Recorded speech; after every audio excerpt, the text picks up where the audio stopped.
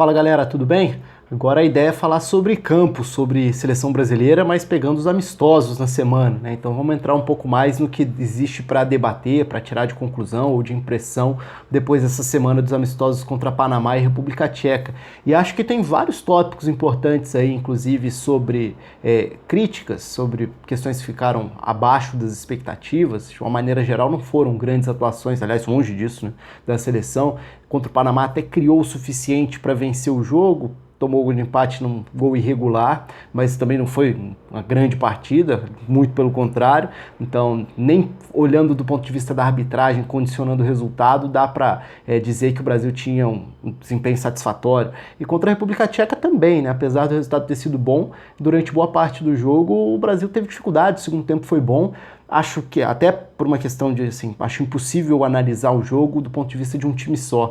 E no segundo tempo a República Tcheca não repetiu a boa marcação que tanto incomodou a saída de bola do Brasil nos 15, 20 minutos finais da primeira etapa. Um período em que o Brasil ficou extremamente exposto ali, principalmente com o Casemiro. E aí eu entro em principalmente duas questões que eu tinha muita curiosidade para ver nessa sequência de amistosos.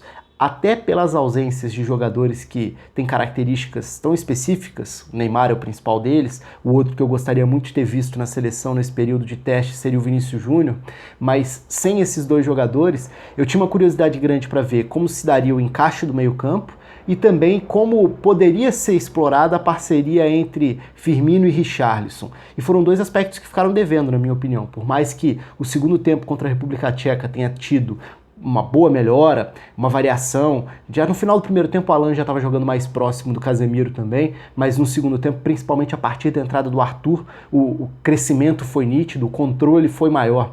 E acho que o primeiro ponto parte muito disso. Para mim, hoje, o Arthur é um dos pilares de qualquer construção de meio-campo para a seleção brasileira. Pela capacidade que tem de controle de bola, de distribuição de passe, de organizar e de dar conforto na posse de bola à seleção ou a qualquer time. Isso já tem acontecido no Barcelona também. Então, qualquer que seja a montagem, a estrutura, os nomes, na minha seleção o Arthur já é um nome indiscutível.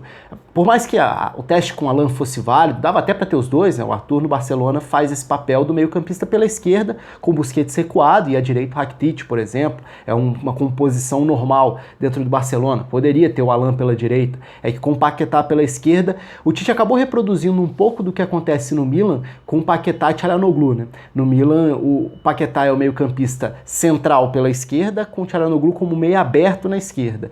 E o Çalhanoğlu muitas vezes centraliza para armar, enquanto o Paquetá infiltra, se projeta, por vezes vira o ponta pela esquerda para atacar a segunda trave, como saiu o gol contra o Panamá, inclusive, né? Justamente nesse movimento. Depois, durante o jogo, os dois até inverteram de uma forma mais fixa, com o Paquetá à esquerda e o Coutinho por dentro.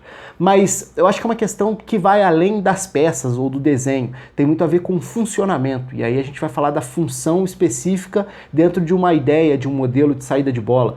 Então, o Tite tentou deixar muito claro o posicionamento com a saída de bola se dando com os zagueiros, com o Casemiro próximo dos zagueiros. E os dois meio-campistas centrais aprofundando, tentando receber já numa faixa mais avançada do campo, numa zona um pouco mais avançada, e muitas vezes já se colocando entre as linhas do adversário, ou seja, já buscando as costas dos volantes adversários. O Paquetá tem essa característica da infiltração. O Arthur até tem, não a mesma chegada do Paquetá, mas até pode ter essa capacidade de chegada, mas acho que muito mais eventual do que marcando presença já para receber a bola numa zona tão avançado do campo. E aí acaba perdendo um pouco do que ele tem de melhor para oferecer, que é justamente a capacidade de conectar as peças, de receber, girar, escapar da pressão adiantada de um meio-campista adversário, conduzir a bola com o drible, com o passe, mas fazer com que esses blocos se aproximem, com que exista essa conexão, um link entre as diferentes faixas, setores do campo. Essa é uma especialidade do Arthur. Então, eu esperava ver um Arthur mais próximo da saída de bola e não exatamente o Arthur posicionado à frente para receber um passe que já precisaria ter a qualidade para furar uma linha de defesa adversária para que a bola chegasse até ele. Isso ficou mais nítido, obviamente, no jogo contra o Panamá. Contra a República Tcheca não aconteceu porque ele não estava no primeiro tempo e porque quando ele entra na segunda etapa já era um outro desenho com dois volantes e dois volantes de capacidade de chegada de formas diferentes, né? O Arthur pela esquerda, o Alan na direita. O Alan é um ótimo infiltrador, o Paquetá faz muito bem esse trabalho de distribuição, então conseguiu criar jogadas, girando, saindo da marcação, achando passe, tabelando, eventualmente aparecendo na entrada da área. Mas já numa outra situação de jogo, que eu acho válida como teste, mas que ainda não testa a estrutura inicial da seleção.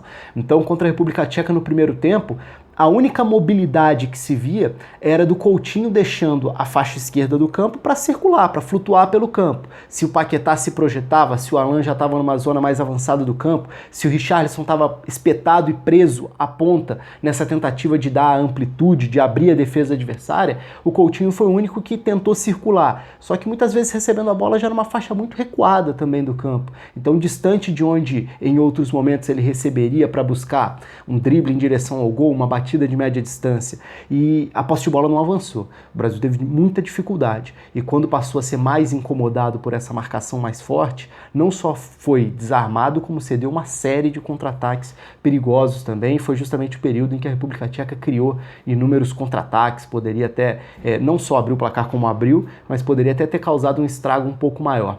Uma outra questão para mim é nesse funcionamento dos pontas. Não sei se é tão necessário, que eu questiono desde a Copa do Mundo, inclusive, quando o William passou a ficar mais preso à ponta do que nas eliminatórias, no início do processo do ciclo do Tite, em que ele se associava mais, aparecia por dentro, tinha essa liberdade para circular por dentro. Então a gente tinha muitas vezes, ao olhar para a seleção, um desenho claro do Casemiro, o Renato Augusto muito próximo dele para fazer essa distribuição, um Paulinho que infiltrava, com o William e Neymar soltos, trabalhando por dentro ou por fora. Na Copa do Mundo a gente já viu um William muito preso à ponta, o que para mim até foi um dos motivos para que o desempenho dele não fosse o ideal. O Douglas Costa, por exemplo, era um jogador mais confortável recebendo colado a linha lateral para acelerar e buscar a arrancada para um chute, para um drible, etc. E eu acho parecido com o Richarlison. O Richarlison tem menos essa agilidade do drible rápido do que David Neres e Everton, que foram alternativas de segundo tempo e ajudaram o Brasil a quebrar um pouco disso.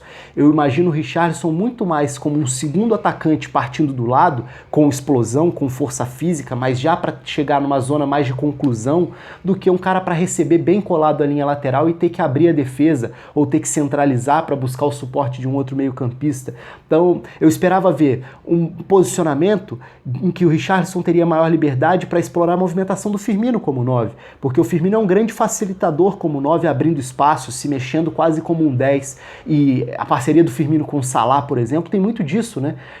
Menos nessa temporada, com o Firmino atuando mais atrás e o Salah como 9, mas se a gente resgatar o que também já foi usado nessa temporada, que era a formação base da temporada passada, um ponta que está o tempo inteiro buscando a infiltração, não só colado à linha lateral, mas centralizando para infiltrar, e o Firmino puxando, atraindo a marcação, arrastando com ele um zagueiro, facilitando o espaço para o ponta infiltrar. Eu senti falta um pouco disso. E acho que Firmino e Richarlison podem se potencializar ali. Um pode ajudar o outro, ou poderiam, né, a se ajudar, o que acabou não acontecendo dentro do jogo, também por um aspecto tático. E aí a gente está falando de uma escolha tática, no fim das contas. Então são todas escolhas mesmo, opções que o treinador vai fazer, pensando no que ele considera mais interessante, ou para a forma de atacar. No fundo, muito se debate a questão da tática, não é ter ou não ter tática, é que tipo de tática você opta. E existem várias formas diferentes de você atacar, de você fazer a saída de bola, de você ocupar os espaços, de você priorizar certos espaços,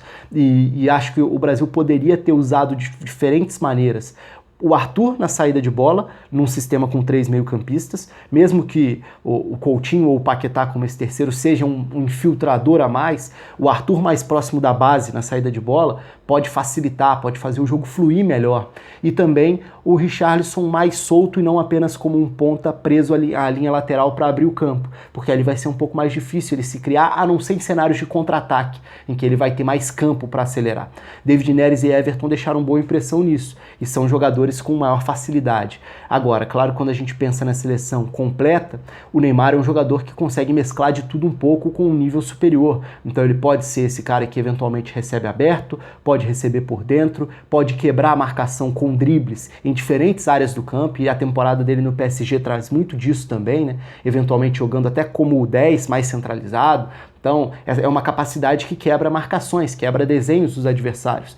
Mas, de uma maneira geral, achei decepcionante esse período de data FIFA da seleção brasileira. Acho que tem muitos tópicos aí importantes que serão debatidos, inclusive com algumas das alternativas que foram trazidas pelo Tite dentro do próprio jogo. Se a ideia é ter essa distribuição de saída de bola, não seria mais interessante ter alguém com um passe mais qualificado para o primeiro passe, que hoje é do Casemiro? Se a gente pensar nos melhores momentos no Real Madrid, o Casemiro, que é esse primeiro volante, não é o cara do primeiro passe. Você tem outras formas de compensar isso, com o Toni Kroos, por exemplo, fazendo esse papel, ou eventualmente até virando uma dupla de volantes, e aí o Arthur fazendo parte disso. Dá para mudar para um 4-2-3-1, dá para ter o Firmino como 10, dá para ter o Coutinho como 10, dá para ter o Paquetá como 10, mas dá também para trabalhar com esse trio de meio-campistas. Acho que os desenhos são adaptáveis e são válidos, todos eles. A questão é qual vai ser a função específica para algumas dessas peças. E o Brasil certamente pode render melhor,